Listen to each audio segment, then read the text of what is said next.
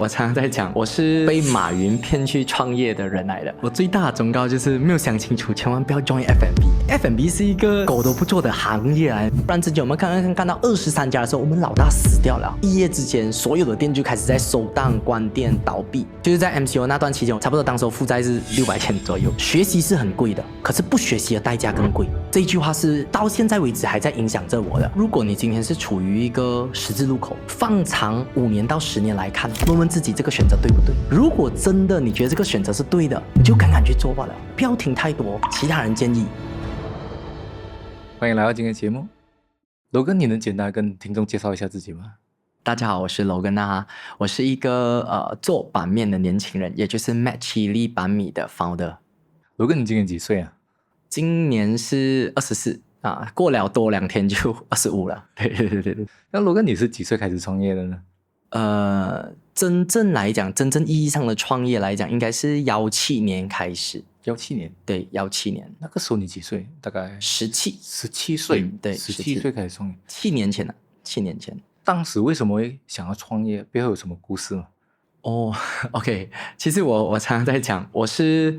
被马云骗去创业的人来的。为什么这样讲啊？就是因为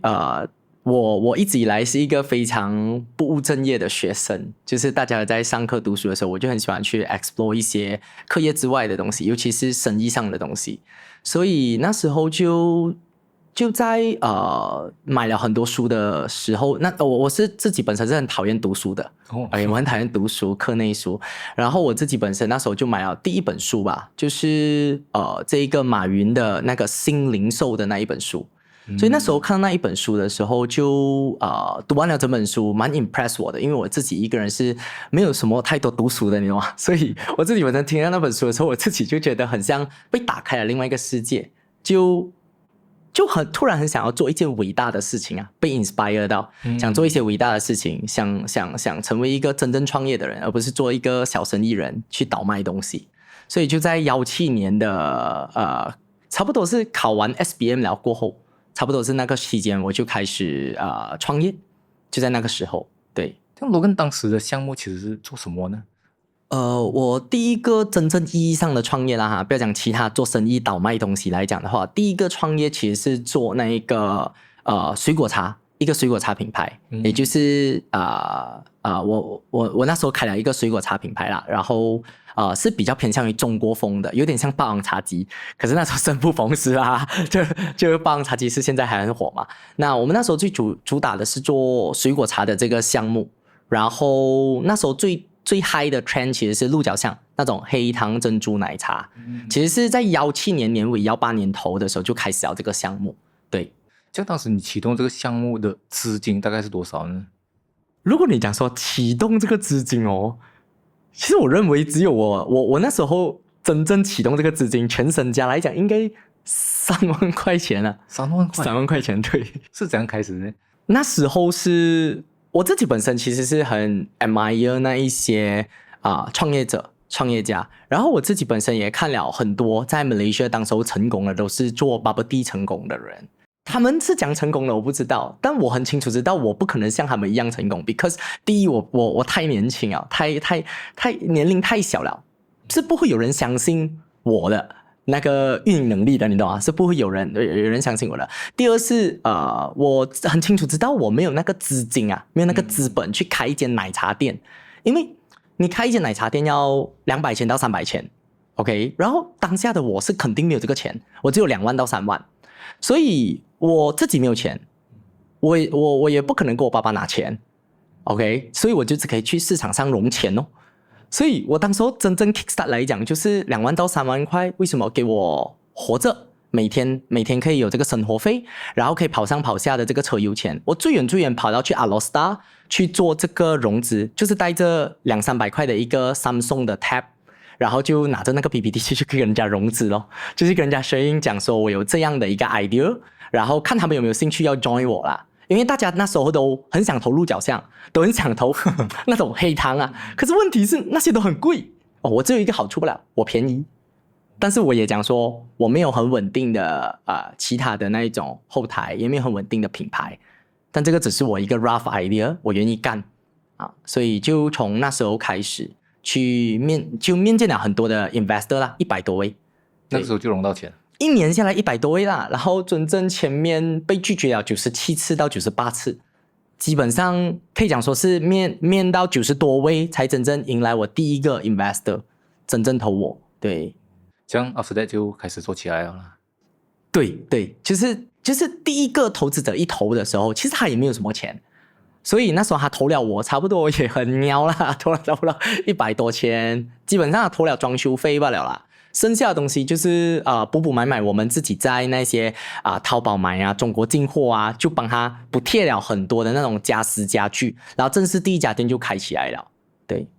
然后那个时候就慢慢会发展起来了啦。对，因为第一间店开始有那个雏形出来了嘛，有第一个 MVP 啊，我们讲说第一个 minimum valuable 的 product 的时候，就很多 investor 想看哦。这样很多是在沙巴、沙拉瓦的 investor， 有很多在 KL 的 investor， 这样怎么办呢？我们开始有一些真实图片了。因为以前 PPT 的时候，我们拿的是 Google 的图片，所以给大家看我们大概想做成怎样的一个店，想做什么产品，基本上都是 PPT 来的。然后真正有了第一家店过后，就开始融了第2家、第3家。然后直到第4家的时候，在这签了第4家的时候，我们3家的店的销量都非常好，甚至我们那时候最 top 的时候是找了Michio来代言我们的 brand。对，Michio代言我们 brand， 那一天我看可以做2-3万，一天可以干到2-3万，一天呢是很夸张的，然后排队排很长。然后直到第4间的时候就出问题了，就最大的问题就是在于我们前期很省钱，我们省了不该省的钱。就是在于 agreement 上面呢，就在 agreement 上面，我们跟别人合作，我们也没有这样类型的经验嘛，对不对？所以那时候就为了省钱，有一个3000块的 lawyer 和一个3万块的 lawyer， 真的是那时候是这样子，一个3000，一个3万，两个都是朋友介绍。然后3000块是我们的甘榜最有名的 lawyer 来了 ，top one， 每个人都讲好的 top one。然后另外一个是3万块 KL， 我们不太熟的，是我们朋友的朋友介绍的。所以那时候你也没有什么钱嘛，我就只有2-3万块，不可能拿3万块做一个 agreement， 我就不用吃不用喝不用养人了，你懂吗？所以那时候就差不多就选便宜的啦，肯定是选便宜的啦，因为低成本创业嘛。所以选了便宜的过后，我们就发现到 shit 哦，那个 lawyer 他不是做 business law 的，他是离婚官司的 top one。对，那时候就 shit 了。然后为什么我们发现 shit 了？是因为我们被告。有一个第4个加盟商跟我们签了合约过后，在差不多7天到14天内，他付了我们 deposit， 马上我在我的公司就收到lawyer letter， 而且我发现到的时候，那时候已经超过 reply 的时期了，就是他告我们将近600千啊，600千 franchise act， 所以是很严重了，那这个是很严重的一个情况，所以我们也不知道怎么办哦。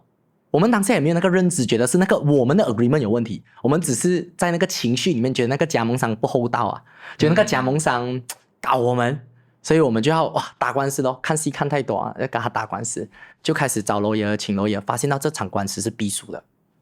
所以在当下的时候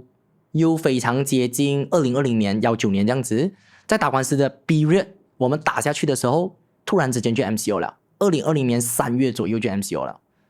所以我们一瞬间，我在那一年内见 lawyer 跟见警察还有见法官的次数，比见我的团队去看我的店来的次数还要多。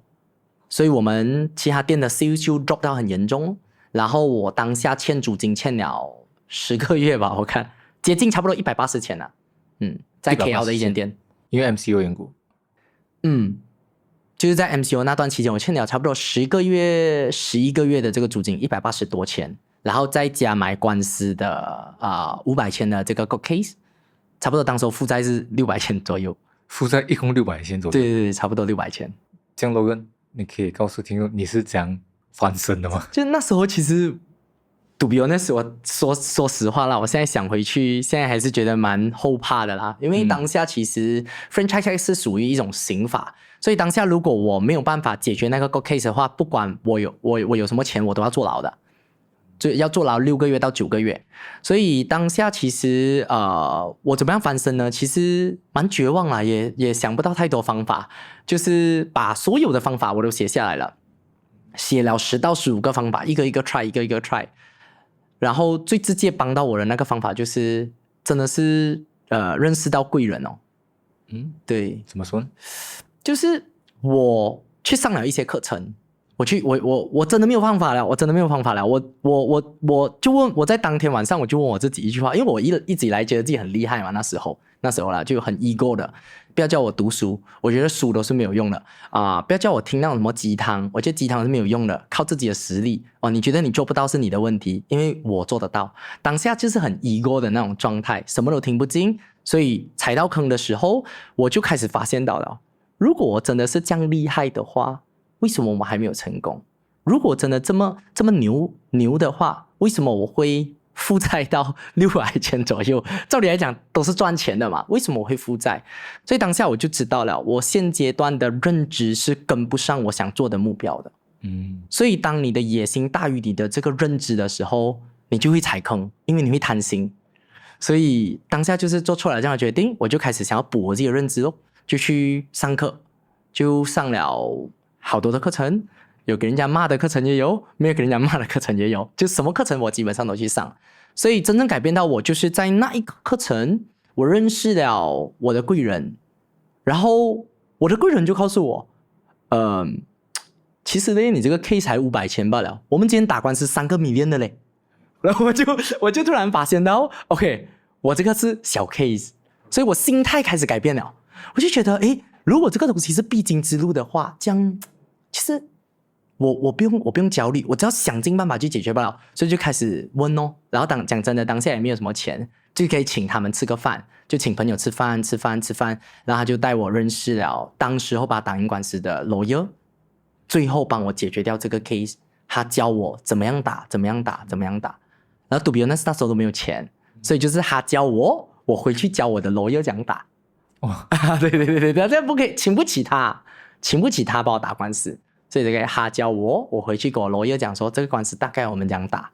这真的是贵人啊。对，这个贵人他就真的是帮我很多啦，让带我走出了那个600千的官司。对。就已经 settle 了。对 totally 是 settle 了，然后我们现在的法律保障也有这样的意识啦，风险管理也比较 strong 了。对，像在这整个过程里面，如果你有试过自我怀疑吗？讲真的是一定会有的，其实是当下是蛮怀疑，也蛮想躺平的 to be honest， 受到打击。对，就是你觉得你自己很厉害嘛，但是这不做出来的东西是这样子的，为什么结果这么差？因为我们总是觉得自己当下至少我认为我自己是很优秀很厉害，但是结果出来竟然不是自己要的，而且还负债。然后当下最严重的情况其实是不敢把这个负债的事情跟身边人讲，也不敢把这个负债的事情跟家里人讲。因为一旦你跟你的家人讲的话，他们就会知道不能欠钱他想帮你还这个钱，然后你又很清楚知道，如果你一这样子还了钱，你翻不了身了，这不是解决事情的方法。所以就当下是蛮自我怀疑的一个状况，然后也最糟糕的情况就真的是没有钱，然后早餐要啃面包，然后一天只可以吃1餐啦，差不多是那种情况，一天吃1餐，然后早餐啃了面包，然后基本上到晚餐回到家的时候能够吃杯面就吃杯面。对，是很难啊，很难啊。那时候都比如那是完全在怀疑自己到底要怎样子突破的，完全看不到路。对，不过很难，你好，都走出了那个低谷了。对，那时候就是慢慢的找到方法去解决问题，并且一直在提升自己的认知知道自己走错了在哪一个部分。这样 settle 之前那个 case 过后，你这样 after that 你去开始这样的一个项目呢？ OK， 就是我们解决了这个问题过后嘛，我就开始了我的第二份创业啦。这份创业呢是当时候有很好的标杆，有很好的机会，所以我们就开始了我们的酸奶连锁的品牌。所以当下我们差不多做了最高纪录了，做了23间的分店。23间？对，23间分店也是在 MCO 开始的。多久时间做到23中间？我们差不多花了2年半的时间。2年半。对，因为当下 MCO 的时候有非常多的店是很便宜的方式去触顶的。example 200千的装修，可能你只要用2万到1万5，你就可以拿到了。然后有一些店甚至装修到500千啊，我们可能也是拿2-3万就给它包下来抓下来了的。所以我们拿了很多这种触顶店，然后也是一样哦，就是有蛮多的 investor 相信我们，然后并且去开了很多的分店。对，所以就从那个时候就开始转下来去做了另外一个项目，就是酸奶的品牌。对，Yogurt Cow。说那个时候，如果你有个靠经验大概2-3年，3年了哦，现在还是有。对对对，这样怎样的契机之下会转进这个版面呢 ？OK，我们就是干了饮料，差不多这5年6年的时间啊，差不多这5年的时间都在干饮料，所以我们就在2023的时候又迷茫了。为什么？因为我们差不多干到23家的时候，我们那时候是讲进Yogurt的，是因为我们看到老大活得很好，当时候有米酸奶打得非常非常的好，他可以开到80间60间，甚至还开到格兰丹、关丹、哥大这些地方都有，所以我们就知道这个是很好的赛道。但是当时候也是很无知啦，不会去调查他的财报，不会去看他到底赚不赚钱。突然之间我们看到23家的时候，我们老大死掉了。我们的老大突然之间一夜之间所有的店就开始在收档、关店、倒闭，就陆陆续续就关着，所以突然之间我们没有那个北极星指标，没有那个标杆去跟着走了。所以在2023年的时候，Dubio那时候很迷茫，因为我们不知道怎样发展下去了，我们不知道怎么开了，我们也不知道要往哪一个赛道去投入，我们不知道怎么打了，因为你连对手都没有，你打什么？就对手都不在的市场，你肯定是没有钱赚的，你懂啊？因为没有对手，就代表这个市场是不存在的。所以即使有加盟商想开，我们也不让他开，去 on hold 了。对对，就是 on hold， 不再让加盟商去开店。OK， 所以就在差不多2023年，我们就开始在去很多的东南亚国家跟中国，我们就看到外面的世界就在找这机会啦。其实当下，在2023年，我有非常多的机会。我们有中国一个4000多家的分店的品牌，希望我们可以作为他们 Malaysia 的这个主要操盘手。然后我们也有很多的机会，好像台湾的一个品牌，也是有100多家连锁的一个面包甜品店，也是找我们，让我们在 Malaysia 去开。然后我这一次我要干这个 brand 的话呢，我一定要问我自己，我不可以再输了。再输的话，我就没有带团队胜利了。所以就是我发现到这一次创业，我问我自己几个问题吧。第一，我打不打得赢对手，这是第一个问题。第二个问题，我问带进来 Malaysia market 的话，有没有人会要买？第三个，如果我再输的话，我团队会不会不再相信我了？因为今天我觉得带团队很重要的东西，就是一定要不断的带着他们胜利。但是我们基本上这几年打下来都是不断的屡败屡战啊，我不是讲屡战屡败，屡败屡战啊，就是输了还要再打，输了还在打，输了还在打，就很艰难啊，这几年的路。所以透过了分析对手、分析客户，再分析我们自己的能力，我们最后才选择干了这个哈拉版面的赛道。这个是怎样转进去的？就是因为我们有一个贵人，也就是秘密的 founder 啦，他们自己本身在版面品牌哈拉吉利版面已经做到 No.1 了，真的是遥遥领先啊，甩过很多竞争对手了。所以他就找了我差不多6到7次。然后因为以往的经历，我真的很怕跟别人合作，因为我很担心，就是突然之间合作到一半要分手的时候，你在扯皮，你要告我什么，我就很怕这件事情。所以基本上那6次我们都没有谈过任何的合作，我们就是在谈着未来的方向、目标、文化。我也在test 他也在 test 我，我们确保我们自己的三观是一致的。我很怕合作了过后才发现到，我跟你的三观不一致，你是要双赢的，可是你想赢2次。你懂啊，很多时候是你要双赢是没有错，可是谁先赢？可是我这个 Dubio 这个榜呢，他就真的是什么都先想着我赢的。所以在这个利他的角度是很符合我们的文化，所以就真正就一起去合作开了这个 Mac Chili 板米这个品牌。对，这样 Mac Chili 板米现在是开在哪里啊？目前我们开了第1家，我们是我们的想法是在最低的起点开始，不要一来就开 Pavilion、开 Mid Valley、开 IOI 这种很红的 shopping mall。我们想要开，也不是讲它最低级啦，可是就讲说我们希望从一个比较低的起点开始，就避免自己飘了。所以我们第一间店会开，就是已经开在了 Berjaya Times Square， 就是大家都觉得已经是10年落寞的商场。然后如果我们成的话 ，OK， 这个很明显就是 Mac GV 的成功。如果我们失败的话，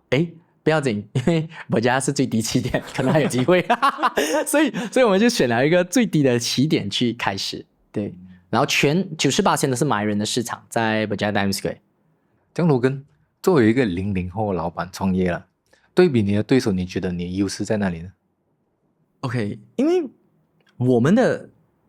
也是有对手啦，就是讲说我们的友商啊，我们的这个对手的这些 brand 啊，多数都是基本上你不会看到有00后来做版面的，你知道吗？就是基本上都是赌油那是现在我们看那些老大品牌啊 ，Super Kitchen 啊这些很优秀的老大品牌啊，他们都是一些70后、80后，70后、80后的老板啊，所以我觉得我最大的第一个优势应该是，我可能比他们更知道年轻人想要什么，不只是年轻的客户、年轻的团队。因为今天很多时候70、80后不是他们不好，是因为他们在那个行业，他们以前成功的方法，就是因为他们提供了很正宗的版面，很怎样的版面，就是他们主打是正宗嘛，他们很 care about 那一个食物原料正宗，所以对于他们来讲，如果不正宗就是不好，所以他们就忽略了现代人的需求有变了。所以举个例子，我们自己本身是很清楚知道，不管那个版面再讲正宗，可是它很热，现代人都很难接受，你懂吗？尤其是年轻人很热流汗就不可以，尤其是女生，她就不可以每每去到那边吃板面，你知道吗？所以我就讲这个比较直接的例子，我们就很清楚知道，可能我们要 provide 一个很好的环境，很舒适的环境，给到客户来吃板面这件事情，吃一碗好的板面，这是第一个点哦。那当然，我们更了解00后，是因为我们自己本身就是那个00后嘛，所以我们就更容易的可以带到00后的团队。你通常你会听到70、80后都在讲00后不能了，没有用了，不可以这样讲，太极端了。就通常我们会听到一些70后、80后的老板啊，他们受不了00后，很像很没有用这样啊，就是草莓族啊，打工一下子就走啊，不大理解他们不太理解，怎么现在00后脑是这样的，所以他们就不理解，所以就不 buy 这些00后，最后就不会请他们哦，也留不住他们嘛，所以他人才就会断层。那我的优势就是在于我比较理解00后，所以我能够 provide 他们要的东西，我也能够 provide 他们要的环境、要的文化、要的价值在哪里，因为他们是不缺钱的啊。所以这个是我觉得我最大的优势可能是在这里啊。这样Logan啊，这样很多人呢，他们刚开始创业的时候都可能会踩到一些坑啊。这样Logan，好像你之前你创业的经历里面，你有踩过怎样的一些坑，或走过怎样的弯路，是可以跟听众分享一下吗？我觉得我踩过最大的坑，尤其是在 F&B 吧，因为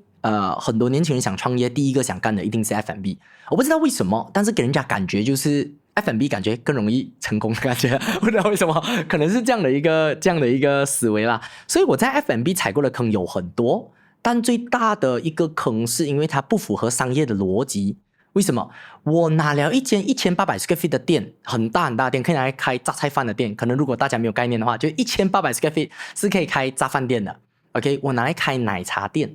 因为通常很多人开奶茶店都是以600 square feet、700 square feet 开，这样还可以很多，而且坪效好，人效高，店不用这么大。所以我就是当时候完全不会做计算，然后当时候也不懂得规划，也不懂怎样找地点。就被忽悠着去做了，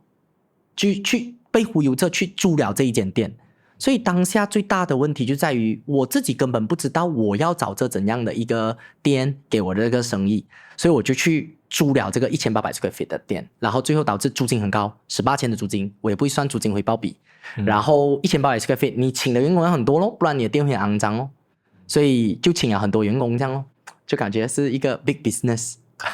所以就总结来讲，那个最大的问题就是在于表演创业啦。我觉得就是当下的创业是为了要创业而创业的，并不是真正要为社会 provide 什么样的价值，为客户 provide 一个好的产品，所以根本没有去思考那个成本问题。我到底给客户带来什么？我到底给这个社会带来什么？然后你也不会去 control 那个成本，所以最严重就在于表演哦，开大间的店，请多人，感觉自己是一个很厉害的老板，其实不是，你是一个很烂的老板。就当下是开了才发现到这个是很大的问题，对。所以如果你意思是说，其实那个时候没有想的太多，没有去计算太多，没有了解很深，就直接就开始了。我觉得当下最大的应该就是我以为创业要有勇气就可以了的，可是不是的，创业是要你理解规律，会做计算，然后知道你自己的价值 provide 什么价值，你才可以真正做到那个东西。对，不能只靠一个勇气啊。对，以前是挺勇敢的，有勇无谋啊。我觉得以前就是踩了很多坑，就是因为自己太勇敢了。对，以为勇敢就可以。像如果你本身是00后了，作为00后，你会鼓励年轻人去创业吗？我觉得我自己本身鼓励年轻人的话，应该是低风险创业啦。就是要么是你一边打工一边创业，要么是你用着你老板的钱去创业。就代表着，如果今天我很想做 F&B， 我会做一件事情，就是去找一个大老板，然后我去跟着他去开店，学习他怎样谈判，怎样谈加盟。我用他的钱，用他的时间，我去试错，那个成本很低啊。所以我到最后变30岁、40岁的时候，我自己在干一个 brand 的时候，就比别人成功的几率大。而且在现在这个时代呢 ，F&B 是非常非常竞争的，各种各样中国品牌挤进来，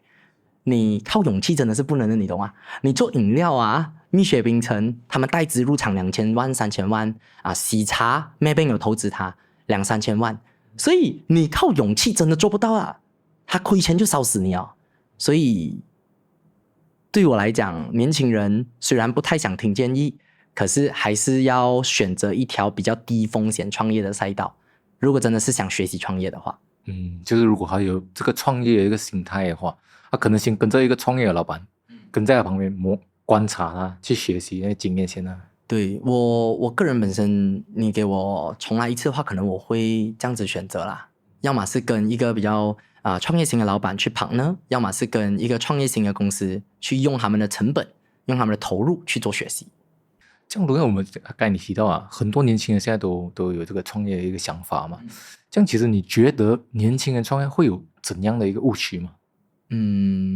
年轻人创业最大的误区，我觉得像我刚才讲的那个咯，就是他以为是创业。什么叫做他以为是创业啊？就是表演型的创业风格，就是他认为今天创业就是要有一间大办公室，要有很多的员工，要有很棒的装修，要有很大间的店，要先投入品牌，我们要打造好的品牌，所以就投了很多钱在品牌，烧钱，烧各种各样的钱。可是他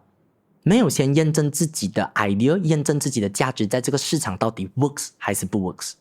他没有想清楚自己到底做的事情对客户有没有价值，对这个社会有没有价值。他先租个大办公室先，老板的感觉嘛，所以就租大办公室，然后就请了很多的员工。可是那些员工做什么的不知道，但就有事情的时候就叫他们做。这个是我觉得最大的创业的误区，在于表演型创业啦。那么如果我们看呢，有些年轻人可能他们想要创业，而他们可能也会觉得讲说自己可能没有资金啊，没有经验，或者缺少资源，没有资源去创业。这样，身为一个过来人呢，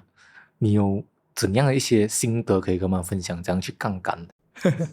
？OK， 我明白那个意思，就是我每次常常在小红书会看到一个东西，就是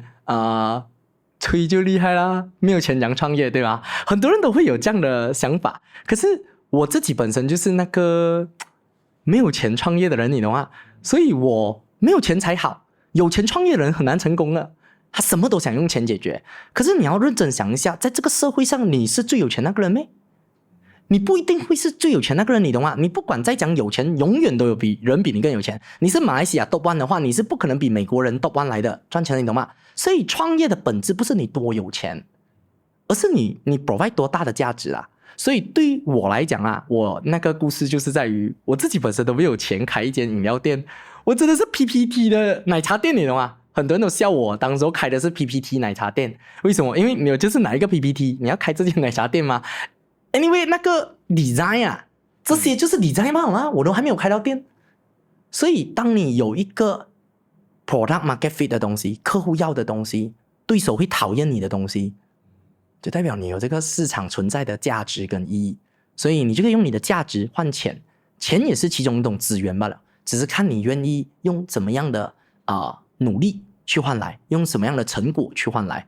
可能你更努力的去调查研究，你更努力的去学习上课，认知提高，你能够做到别人不能做的东西，你就能换钱。所以对我来讲，当你今天有一个 idea 的时候，去验证它，验证它了过后，当你有一个小成果，你为了把这个小成果扩大，你就可以去市场上找投资者融钱。很多年轻人可能他们想要创业嘛，但他没有什么想法，或者他说在找这 idea。这样你会怎样建议他们去探索呢？最好的创业就是从身边的这一个需求去探索。就是我还是很想讲那句话啦，不熟不做。你去观察很多那种创业成功的 example， 一定是要么他自己很熟悉，或者要么自己看到过别人受苦，看到过别人在做这一件事情上面有问题。举个例子，如果你是学生的话，你就去往大学生的需求去做。大学生有什么痛点，有什么问题？像我有一个朋友也是因为在大学叫外卖很难嘛，他们就开始做那种外卖平台，也是很简单啊，就是接单，来你这个班有谁要叫外卖，来我帮你们一次过 bulk purchase， 然后去跟安迪谈便宜，然后自己拿回扣。他也是这样子慢慢创业出来的。所以今天作为一个年轻人，如果你今天是打工的，你就去想上班族有什么样的痛点，你身边人有什么样的痛点需要被解决的，你就去一步一步的去验证，然后去解决这个问题。很多时候它最大的误区是在于我没有时间去看到别人的问题在哪里，我没有去洞察身边的人到底有什么问题啊。所以他做事情因为没有用那个心去洞察，好像before 手机出来之前也没有人会去洞察原来button的是这么麻烦的，对吗？ Before Grab 出来之前也没有人洞察原来 taxi 是这样怪懒的，对吗？对吧？所以你要去洞察那个市场上有什么样的痛点你可以解决，并且你打得赢那个对手的。我觉得这个比较直接比较快速的方式可以让你创业。要多去观察，多去洞察，是不是有存在一些 gap 嘛？对，不然第二种创业方式更快的啦，叫做抢钱。我是不太，我到目前为止我也知道创业这个名词很 blur 啊，到底是创新还是做什么？很多人一提要创业就是创新，我觉得创业从来不是一个创新的一件事情，它是抢钱的一件事情。抢钱思维，你一定要有抢钱思维。今天他做得很好，可是只有他一家在做，所以我就可以去抢他的钱。就你要看你的对手强不强，你打不打得过你对手啊？不要你上去你一拳就给他打趴下来了，他可能是100 kg 的，你50 kg 的，你一定他一拳就多少pound了，对不对？所以第一个是你打不打得赢这个对手，第二是比起了解客户，这个客户有没有办法再细分？他服务的是所有客户，你是女生，那你能不能切女生的用户出来，去服务好女生的特别需求、细分的需求？所以我觉得你要创业，你要很清楚知道这个赛道谁是老大，然后你可以去抢他的钱，他活得好不好？他如果活得好的话，你可不可以抢他 10% to 20%？我觉得我们从来都不厉害创业，我们厉害的是抢钱思维。对，这个是我们公司每个人都很厉害的一件事情。像卢根刚才你提到你从一开始的项目到现在，那之前这些项目是你一个人做还是你是有partner的？ OK， 一直以来我都是属于比较偏向单打独斗，可是我是跟我的女朋友一起 partner 去创业，去 kickstart， 所以很多东西我们也是从零开始去 hands on 的。我们是没有讲说有很大的 investor 在后面，有很厉害的partner，是没有的。我们就是2个人一起慢慢干上来这样子。但我们有很强的执行团队，愿意傻傻的跟着我们很多人都觉得他们很笨因为我们的团队真的是单拎出去啦，他们自己本身去别的公司干的话工资都很不错一下的很不错一下的，可是他们就愿意跟着我们一起去干这件事情那关于找partner这件事情找合作伙伴像对你这件事情，你会讲建议年轻人他应该要注意些什么呢？对我来讲找 partner 就是你想一起干事业的伙伴。在找 partner 这件事情上面，我觉得一定要找到三观一致的，文化价值观一定要相同。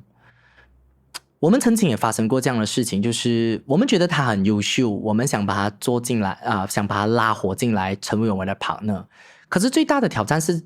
他是金钱主义为主的，你是目标主义目标导向的，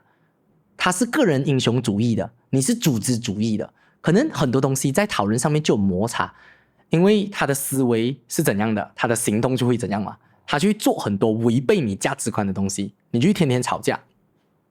你就花了很多的时间精力在吵架上面，然后你就很难去研究怎样打赢对手，因为你自己一直在内乱内耗，所以你组织内耗一大的时候，你就很难去做成那一件事情，你就很难去做成一件伟大的事情。因为我觉得你在干任何一份事业的时候，它都是很难的，不管你是起步，你是在竞争，你是在打对手，市场是很残酷的，所以你一没有更大的价值的时候，你就会被淘汰。所以在找partner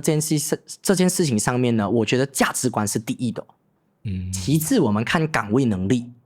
它有没有一些价值是可以帮助团队去取得胜利的第二就是看岗位能力了。所以如果他有这一个类型的能力的话呢，我们就把它容纳进来咯。所以价值观要一致，然后岗位能力要符合，你才会有我们叫做德才兼备的团队，德才兼备的 partner 跟你一起去打拼。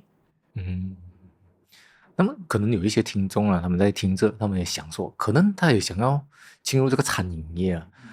那么Logan对于想要进入餐饮业的朋友，你有什么忠告给他们吗？我最大的忠告就是没有想清楚，千万不要 join F&B， 因为 F&B 是一个真的是狗都不做的行业来，你懂吗？为什么因为今天你去做其他的行业的时候讲真的是你干一件事情你把它干透就好了。可是 F&B 就是你有1000件小事，你有管理的问题财务的问题选地点问题，你有各种各样的小事，你要负责服务，你要负责生产产品所以它是一件真的是很累很累很累的事情。然后很多年轻人多数都是一开始在做的时候觉得 F&B 蛮简单的，就 join 进来了，可是他们坚持不下去 to be honest， 因为真的这个过程太累了你没有一定的热忱，真的是你做不下去的。所以 F&B 真的是一个很累吃力不讨好的行业，如果你真的没有打算把它干一个10年20年。对，所以我的忠告就是没有想好不要进来，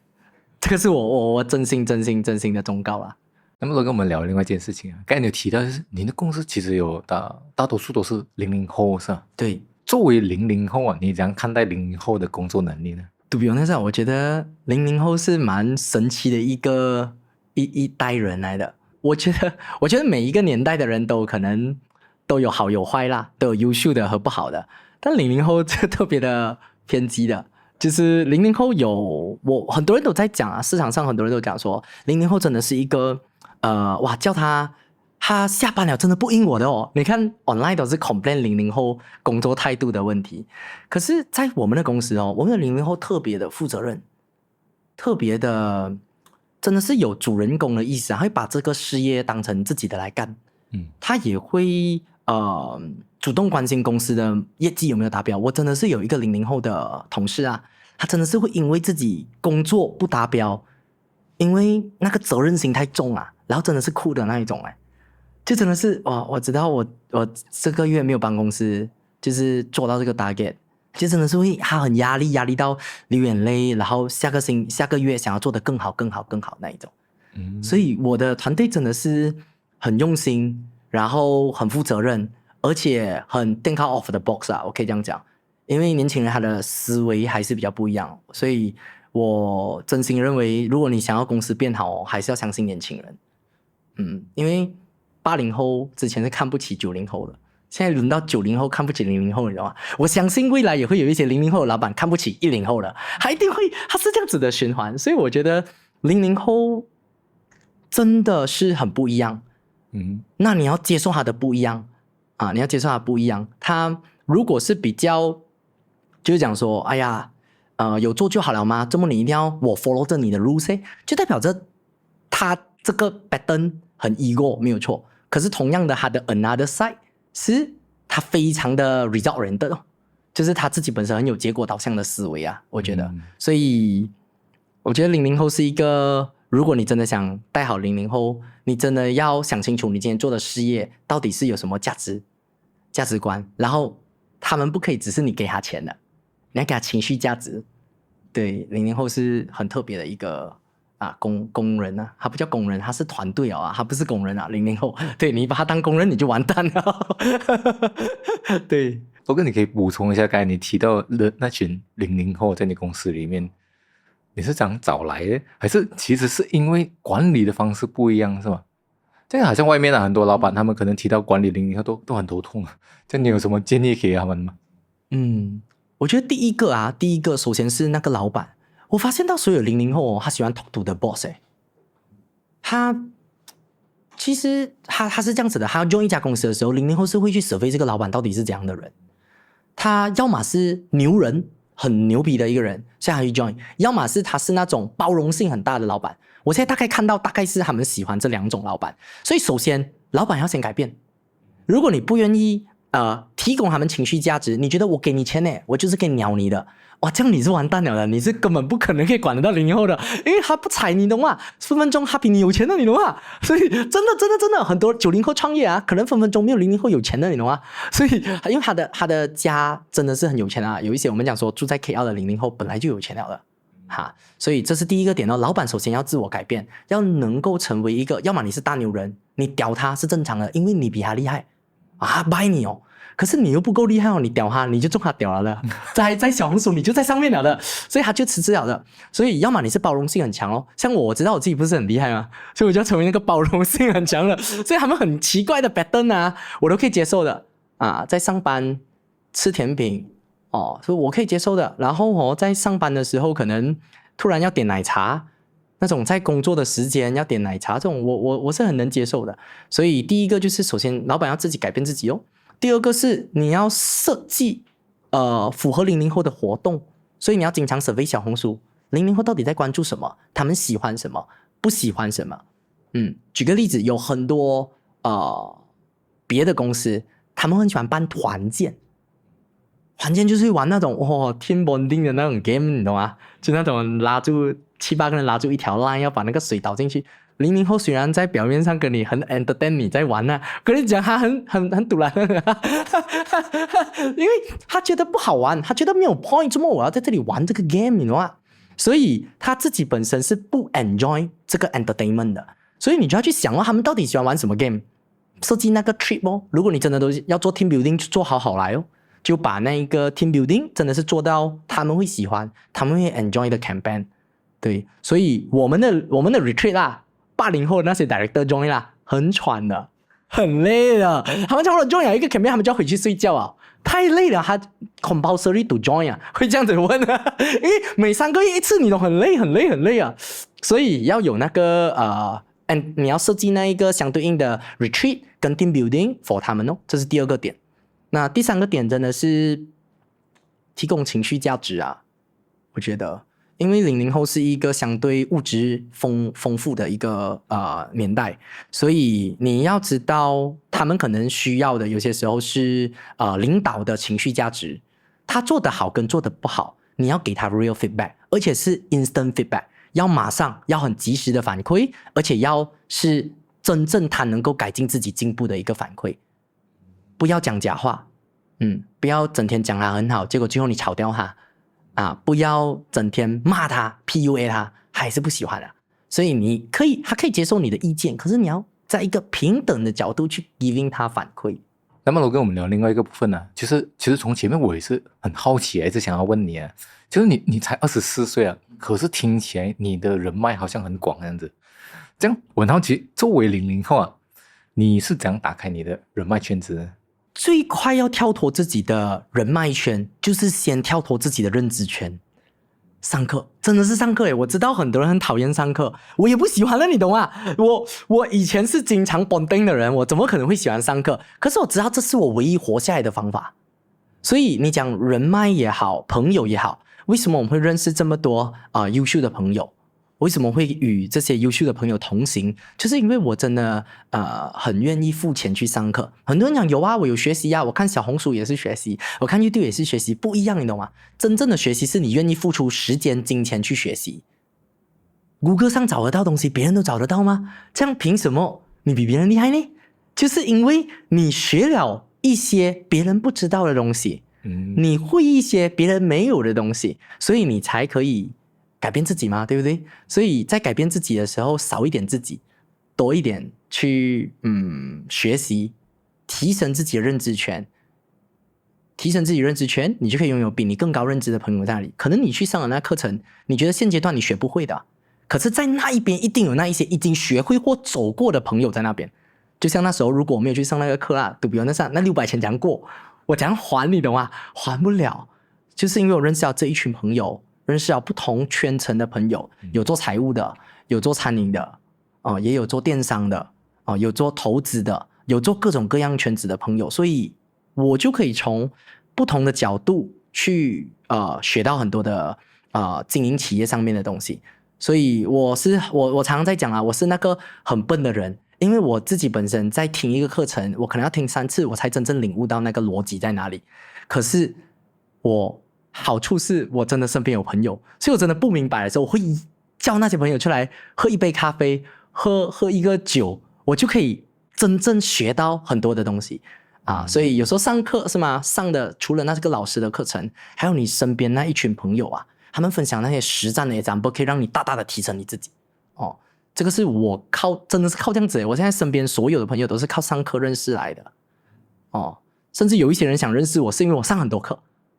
所以他想知道他可以省钱你懂吗？他来找我，他讲这个课程能不能上，然后我会给他 sharing 咯。可是我知道我自己上的课还不够多，因为我身边朋友上的课是比我更夸张上几百千的课程都是这样子给的。所以我是透过上课认识到不同圈层的朋友，先提升认知圈，才去结交到那种比你更优秀的人。不然讲真的，你在一个饭局里面我也 try 过我们去那种饭局嘛，想认识人嘛，可是很尴尬的，别人不想认识你很尴尬，因为你是谁，你有什么价值，这么要跟你讲话，很awkward的。因为我们自己也想要过去认识人脉嘛，我们去认识别人递的名片，别人丢掉了，你懂吗？很 sad case 的，是因为你的价值跟他不匹配，或者是你的认知跟他不匹配，你讲的话他觉得他不买单，他不卖，他讲的东西你听不懂，他也感觉到你在装懂，所以就 align 不到咯，align 不到那个，至少有一个共同点对，一起上课这样。对，因为你讲比有钱的话，怎么可能比我那群朋友有钱？那他们很有钱，他们的身家可能是我的10倍、20倍。可是问题就是你的认知有没有跟他们 align？如果有的话，聊得到一起嘛，才能做朋友。我觉得是这样子，因为我是一个很容易被影响的人，所以我很难跟那一些不够好的朋友在一起，因为我知道我自己很容易被影响，所以就不断的在学习上课，拥有更优秀的人跟我一起同行，这样确保我自己可以更优秀如果我发现你有一个特点，我感觉你的人很积极很有执行力，为什么呢？你的动力来源是什么？我的动力可能来源于我的 belief 吧，我的信念。因为我身边有好几个朋友，他们问过我一个问题，你对什么东西敏感？你对怎样的人敏感？ OK， 我有一个朋友是对笨蛋敏感的，就是这个人是笨蛋他就不会给他 join， 他觉得他对笨蛋很容易生气。 OK， 他是 sensitive to 笨蛋的。 OK， 然后我有另外一个朋友，他是对穷人是 sensitive 的，他觉得穷人是有那种穷人思维然后巩固在自己思维，不愿意学习，不愿意上课很难跟他交流那我是对那种消极的人 sensitive 的。为什么因为今天穷人是有机会翻身的，这辈子你这10年穷不代表你下个10年穷，你知道吗？ OK， 这样笨蛋也有机会翻身的。你看有一些有钱人，他可能不是真的最厉害的那一个，所以他也有机会翻身的。可是你又穷又笨，你还消极的话，你是一辈子都不可能发生的。因为你今天一消极的话啦，第一你是这个不能的啦，这个我 try 过了啦，之前我听过我的朋友讲啦，这种都是骗人的啦 scam 的啦，他很想要安稳的度过一生，可是他忘记了麻烦是会自动找上门的，你不受这个苦就受那个苦咯，对不对？所以你今天消极的话你就没有办法解决问题，你没有办法解决问题就没有拥有更大的能力。所以我认为保持积极是一个人想要突破自己成长或者是成功的一个 key point。要保持积极，因为我们可能不是那个最聪明的人，但我们可以是那个最积极的人。那么罗根，我想问你你从以前创业17岁创业到现在走到今天你认为是因为你身上的哪一个特质就是说如果没有这个特质你就应该走不到今天的。我觉得支撑我走到今天的应该是敢想又敢干，敢想敢干怎么这样讲因为很多人是连想都不敢想，他不敢想就是自己能够做一件伟大的事情，因为现在市场上太多人讲说躺平躺平躺平嘛，可是所以就很多其实有那么一群人是很努力的，可是他有努力羞耻症，他不敢给别人知道他努力。当人家讲他很努力的时候，他会很排斥，他会不敢 sharing 自己在努力的做着什么样的事情，对吧？所以会有努力羞耻症的这个东西。所以我跟别人可能比较不一样的地方是，我可能一直以来都很敢想，我很敢去 dream big 我知道我想成为这个人，我知道我想成为那个人。我看到马云的书的时候，可能我想成为像他那样优秀的人。我看到雷军的创业的时候，我觉得我想像他一样干件伟大的事情。我看到 Brian Lu我看到很多优秀的这一些 F&B 的创业家，我就想要跟他们成为一样。所以第一步要先敢想先，敢想才敢定目标。有时是你连定那个目标你都没有那个勇气去定能的咩？你不相信自己，所以你根本不会在路上了，这是第一个。可是敢想不敢没有用的，因为你敢想，可是你在做的时候蹑手蹑脚，不敢干，拍谁是吗？所以我觉得第二步一定是敢干，就是我想到我去做，我不是等别人来做的，我不是等别人推我才做的，所以我愿意比别人更早踏出半步或一步，去 try 那一些别人不愿意尝试的东西，然后一步一步的去做到我想做的那一件事情，我想要的目标。举个例子，我们很敢想了，我们想要成为东南亚前10大的 F&B 的 brand， 我们现在就已经想要这样干了。那你要敢，我们现在就已经敢这样想了，可是你要一步一步敢干所以你要先成为 KL number one， Malaysia number one， 对吗？然后你才可以成为东南亚 number one， 它是一步一步你敢干出来的。所以在这几年来啦，这6年来，如果我不敢想，就没有现在的 result， 就没有现在的这个 journey， 因为我永远不会上路的。如果我不敢干，我没有执行，我觉得也不会有现在这样的经历。就是很多人都是有一部分人是连想都不敢想，有大部分人是敢想敢吹不敢做。如果你提到这一点就很 interesting 像你敢想，你跟你的团队分享，这样我想请教一下，你是怎样画饼，然后00后又觉得愿意相信你的？其实讲真的00后也不一定会相信你讲不了有时候是这样子，就是我们在画饼的时候，或者是我们敢想的时候，我们跟别人 sharing 我们 dream 的时候，为什么他一定要相信我们？对吧？如果他相信你，你才去做的话，这样你又是把那个 dream 交给别人来做决定的嘛。所以今天你讲不好啦，不喜欢的人会自动走的吗？所以敢想敢干，当你今天这样子分享出来的时候，人家感受得到你真正那个 energy。有些人是自己讲的时候自己都怀疑自己，别人感受得到你的 energy 这样连你自己都在讲这一个你自己都不相信的一件事情，这个叫骗人，你懂吗？这个是 money game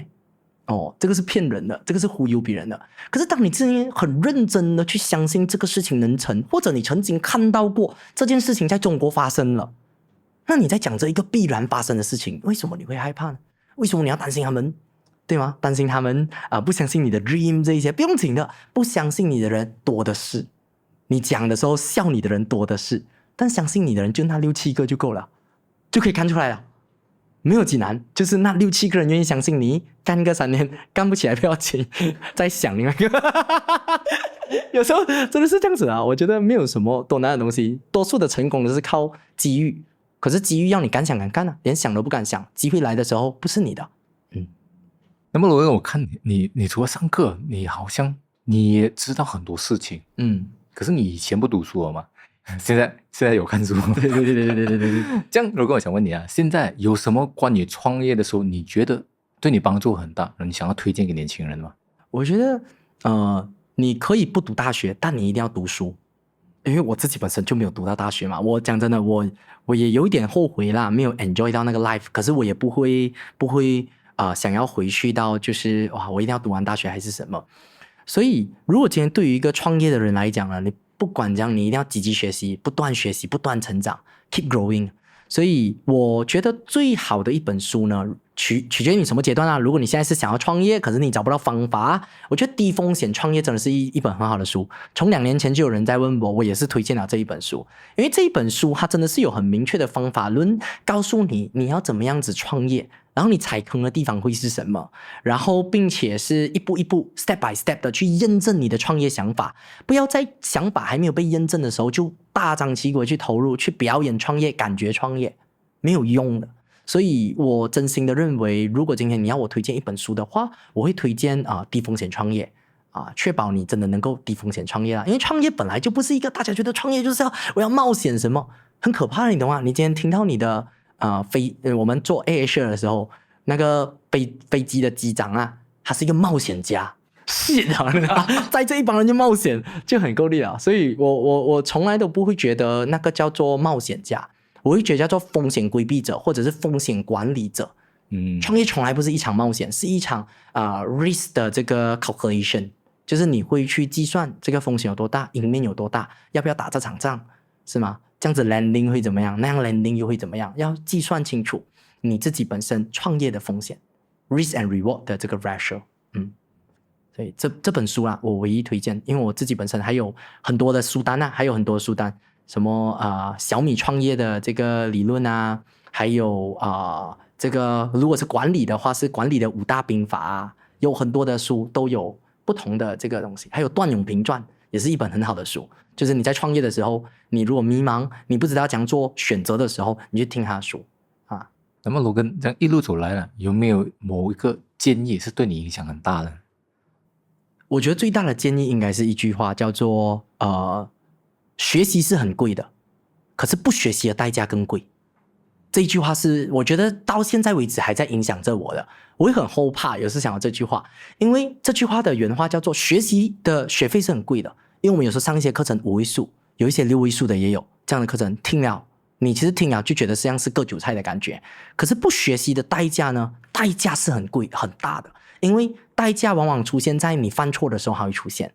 就是你在最惨的时候你会打官司，你可能面临坐牢，你可能面临破产，你负债，这个就叫做代价。所以学习的学费固然很贵，但是不学习的代价更贵，你可以试试看。所以这个是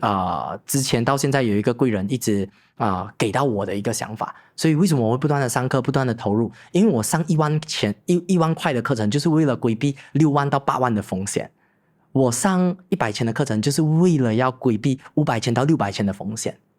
这个是我一种规避风险的投资啦，我觉得。那么罗根，你现在24岁嘛？虽然24岁，当然，但是你创业了大概有7年左右。那么，假如你能够回到5年前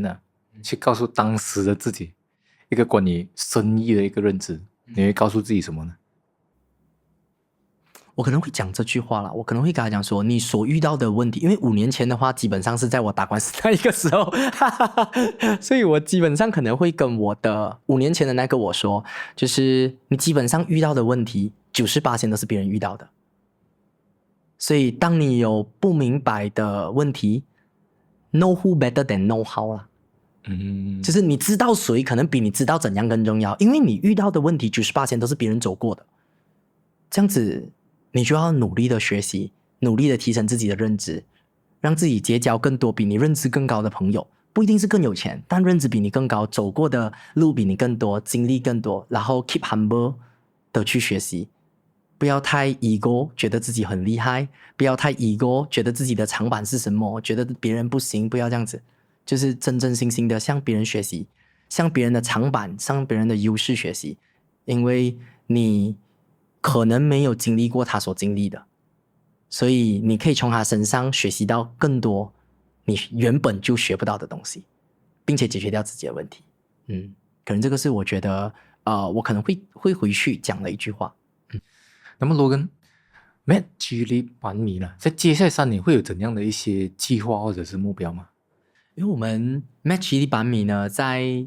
短期这3年，我们主要 focus 的 point 都是在 Klang Valley area， 所以我们会在 Klang Valley area 里面呢开50家到60家，在这3年内啦，在这3年内，我们的标杆呢是 Banana Bro，which 是很 strong 的一家公司，所以其实我们真正更大的目标是 The Chicken Rice Shop。我们希望可以通过我们的努力，我们的 marketing skill， 我们的 business model， 把吉利版米这件事情变成哈拉，进入马来人市场。其次是把它expand 变成消费升级，变成一个品牌。因为现在哈拉版米都是没有任何的头部品牌的，即使有，它只是吉利版米华人的 market。但是你看Penang Penang 已经有14间的一个哈拉吉利版米的品牌了。14间，所以它的 market 是很大的，因为马来人本身就有在吃这华人的食物，可是他可能不知道他吃的是那个是板米，他就在food court教不了。所以本来就有这个市场，所以我们希望把这个市场扩大，我们成为头部的品牌。这个是我们希望做到的事情，在这3年内到5年内。那么Logan，我们来看一下了，像其实你认为现代的年轻人他们在生活中或者是在职业上面对最大的挑战是什么呢？我觉得最大的挑战是现在因为互联网很发达，所以诱惑很多。我们通常在讲，如果一个人要成功或长期的成功的话，他需要就是复利的力量。我要在一件事情上面投入很久。很多力量都在这个 point 上面。举个例子，我在 F&B， 我就要投入个10年、20年、30年，可能我就要投入这件事情，投入的足够久，复利的足够久，我才可以成为那个行业的 number one， 对吗？这个是我觉得如果你想要成功或成为那个第一的话，因为你成为第一，你才可以真正有源源不断赚长期的钱嘛。这个是那个逻辑在。可是问题就是在于现阶段，小红书也好 Facebook 也好 IG 也好，它太多诱惑了，这里有赚钱机会，那里又有赚钱机会，有各种各样的赚钱机会，所以它很容易 loss of direction， 选择太多不懂怎么选，就好像食物太多你不懂它怎样选是一样的逻辑。所以尤其是在现阶段的年轻人，尤其是00后，因为他们在职业选择的一个阶段，诱惑很多，所以这个做一个1年，这个做一个半年，那个做一个3年，就一直跳来跳去。所以他跳的不是在同一个行业、同一个赛道认真干一个3-5年。所以我这里是有一个方法论的。如果今天你要长期成功的话，你最好是认认真真选择一件5年你要干的事情，然后先预测这3年自己应该要成长成什么样子，先定一个小目标，3年小目标，然后这3年就定好了，这1-2年内就不要想太多东西，认认真真干好它，真的是不要想太多东西。因为有些时候是你已经定好了目标，可是明天诱惑来了，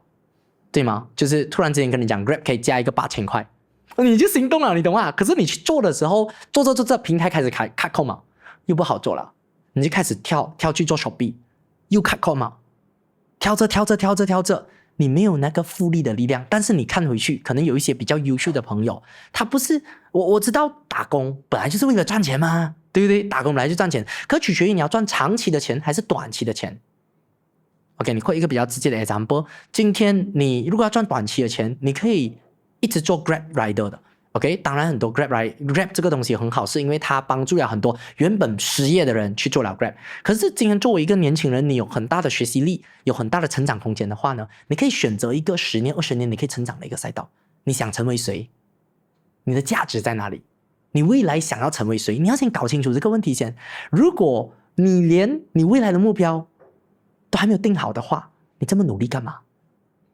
你天天努力，你天天看起来很努力，对吗？赚钱罢了吗？赚钱去做 property 就好了。To be honest， 赚钱 property 很赚钱，保险也很赚钱。你去做那些就好了。所以现在的年轻人最大的其实是精神压力，我太多选择了。然后市场上大家都在分享着，哇，今天去哪里旅行了，我压力好大，又带父母去哪里旅行了，我精神压力很大，然后就让我容易做错选择。所以我的方法论比较直接，就是选择一个5年你想干的一个行业赛道，然后定个3年的小目标，然后认真干好1-2年，不要想任何东西，就努力干，认真干，把这件事情看能不能干成，干不成3年可以换，没问题，但给自己至少有一个3年的时间，不要太短。哦，这个是我发现到了，我发现到，因为诱惑太多。Logan，作为一个00后啊，这样在你看来啊，你认为马来西亚还有前景吗？如果你问我的话，我觉得是绝对有，因为我的想法是这样子的哈，就是我希望有，我也觉得绝对有。因为作为一个 Malaysian 来讲啦，如果你国家没有前景的话，全部人真的是去别的国家打工就好了，你懂吗？就是去别的国家打工赚汇率就好了。所以我一直在坚持的一件事情就是，我希望更多的年轻人能够留在 Malaysia 去发展。当然我知道，可能有很多人是因为经济条件不允许，有很多人是因为要赚钱养家，家里有生病的老人，可能很多人是这样子。但是其实我有时候真的是在想，如果所有的年轻人都出海发展的话，这样 Malaysia 的未来在哪里？ Malaysia 还有前景吗？所以我觉得我希望有，这是我希望有的部分。我希望 Malaysia 有前景，我也希望更多的人愿意回到来 Malaysia 发展。但我为什么觉得绝对有，是因为我觉得马来西亚有很多还没有行业第一的企业，它不是讲像中国这么卷，中国这么卷可能你的行业就没有前景啊，你懂吗？可是我们还有很大的空间啊，我们还有很多的空间可以去进步，我们的餐饮业还有很多的科技可以去进步，我们的广告行业我们还可以卷，我们还可以做得更好，我们还没有真正出现一个所谓的世界第一行业第一的标杆。所以作为马来西亚的年轻人就等于未来，如果有想要把这些行业做得好的，可能你可以在国外发展几年，或者你可以去中国看一看，然后你再把那些优秀的 technology、优秀的想法、先进的思维带回来马来西亚，让马来西亚的行业变好。我觉得你变好没有用的，你懂吗？因为国家不好，你再讲好，你拿的还是 Malaysia passport， 除非你要移民啊，除非你要移民，这个我们就没有的 comment。But 如果只是你自己独善其身的话，国家不好，行业不好，你周围的人都不好，你也好不到哪里去的。所以这个是我真心的认为，就是希望我们可以透过自己小小的努力，把这个行业变得更先进一点，更进步一点，距离世界的这个水准，距离这个国际的水准，甚至中国的标准吧，我们可以靠近一点。所以这个真的是透过你自己的学习，自己的努力，一步一步脚印的把整个行业的标准再拉得更快，拉得更近一点。当然我觉得最直接的就是做好一个企业，把人均工资水平提升，这个就是可以把国家搞好的一件事情啊。所以我觉得这个使命是很重要的。所以在你要奋斗这个使命的时候，是没有 work-life balance 的。我知道这样讲可能很不对，可是我们国家在什么样的情况，多么严峻，对吗？现在外国企业进来，然后不赚钱都要打这个市场，对吗？然后我们国家到底定位是什么，战略是什么，我们不知道，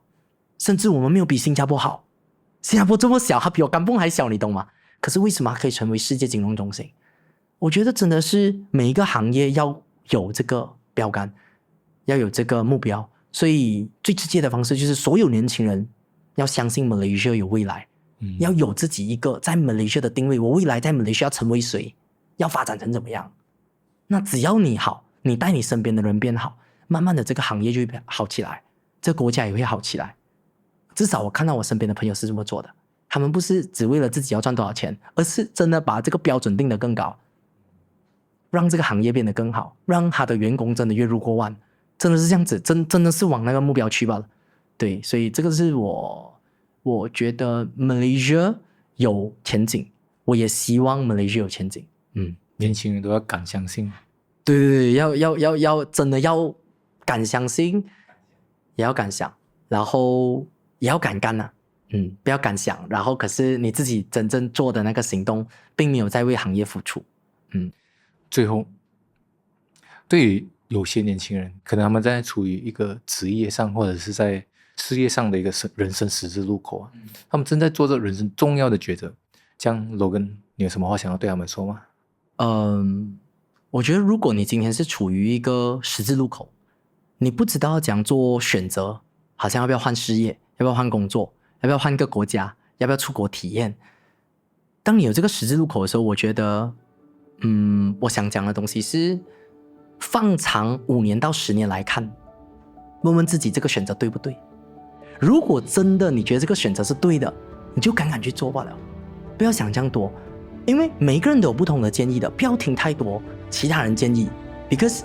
你是你这个人生自己本身的主角啊。如果你听太多别人的建议，你就变 NPC 啊，你就变配角啊。所以当你自己有很清晰的目标，你有很清晰的动作，你有很清晰的想法想要去做的时候，就敢去做罢了，不要被市场上的nonsense，不要被社会的枷锁绑着你。我觉得这个是我真心想讲的一句话。